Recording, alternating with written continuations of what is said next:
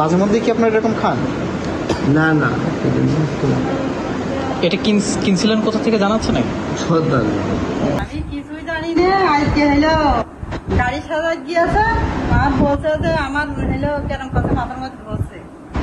তারপর আমার ছেলে বললাম যে মধু হইলো আরাম আরাম হচ্ছে তোর আব্বা, বলছে তাড়াতাড়ি বাড়ি আসতে বলে।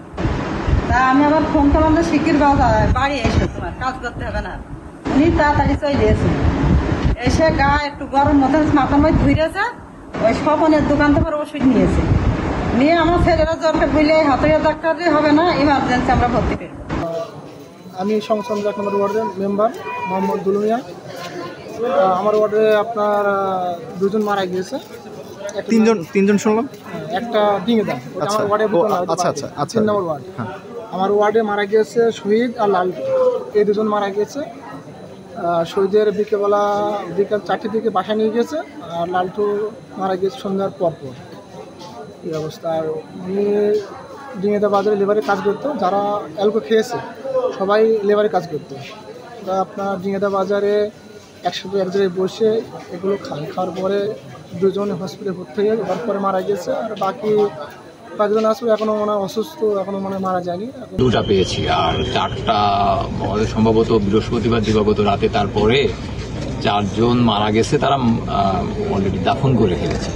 আমাদের কাছে আজকে তথ্য আমরা বাড়ি বাড়ি গিয়ে এটাই পেয়েছি যে তারা স্বীকার করেনি, এখনো পর্যন্ত কেউ স্বীকার করে যে অ্যালকোহলিক। তবে আমরা ডাক্তারের কাছ থেকে যে লোকটা অসুস্থ আমরা পেয়েছি যে তারা এ জাতীয় দ্রব্য পান করেছিল। ডিঙেদা বাজার হল চৌরাঙ্গা জেলার অত্যন্ত গুরুত্বপূর্ণ বাজার।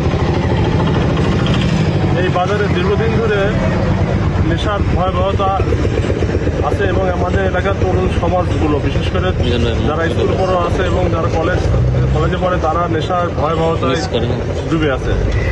পুলিশ প্রশাসনের আমরা দৃষ্টি আকর্ষণ করছি এই বাজারকে নেশামুক্ত করার জন্য।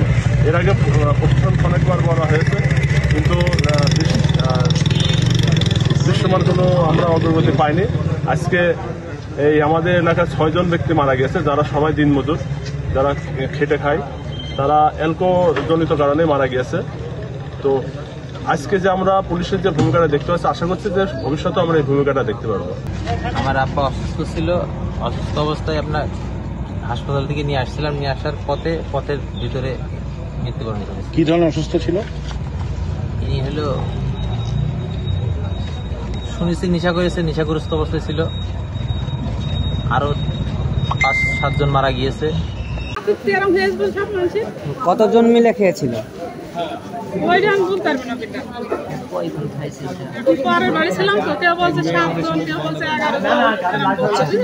মোট মারা গিয়েছে কতজন?